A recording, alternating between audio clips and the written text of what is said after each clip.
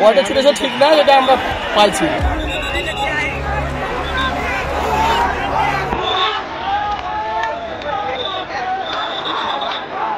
শনিবার সকালে হঠাৎ করেই ভারতীয় সীমান্ত রক্ষাকারী বাহিনীর বিএসএফ সদস্যরা কাঁটাতারের বেড়ার পাশে 500 থেকে 600 ভারতীয়কে জড়ো করেন, ঢুকে পড়েন বাংলাদেশের ভেতরে। এ খবর ছড়িয়ে পড়লে ঢুকে পড়া ভারতীয়দের ধাওয়া করেন বাংলাদেশিরা। এতে করে সংঘর্ষ বাধে তাদের মধ্যে।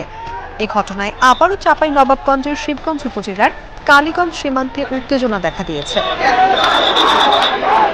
এ সময় ভারতীয় নাগরিকরা একাধিক ককটেলের বিস্ফোরণ ঘটান, টিয়ারশেল নিক্ষেপ করেন বিএসএফ সদস্যরাও। কয়টা ছুটেছে ঠিক না, এটা আমরা পাইছি।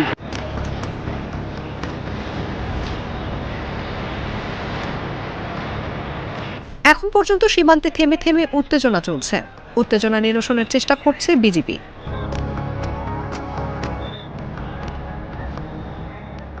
এর আগে চাঁপাইনবাবগঞ্জ ও নওগাঁ জেলা সংলগ্ন সীমান্তে বেড়া নির্মাণে বাধা দেয়া নিয়ে টানা 3 দিন ধরে চলে বাংলাদেশ ভারত সীমান্ত উত্তেজনা।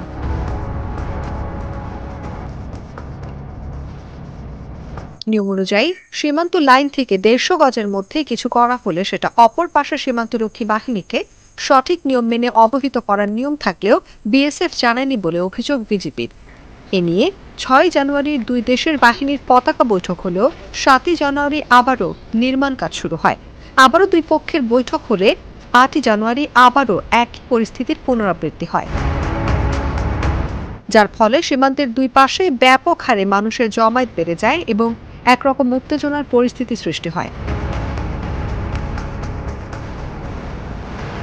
অনুভা বিশ্বাস, জাগো নিউজ।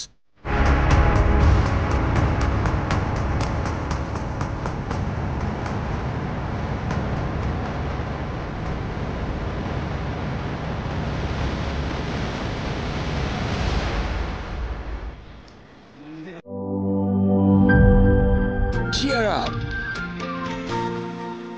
চলো পুরাই খুশি নতুনের সাথে তুলে নিয়ে হাতে Cheer up! Oh oh cheer up! Oh oh cheer up! চুমুকে চুমুকে enjoy the life চলো পুরাই খুশি তুলে নিয়ে হাতে Cheer up! Oh oh cheer up! চিল হবে রিফ্রেশিং মুডে। চিয়ার আপ, চলো উড়াই খুশি।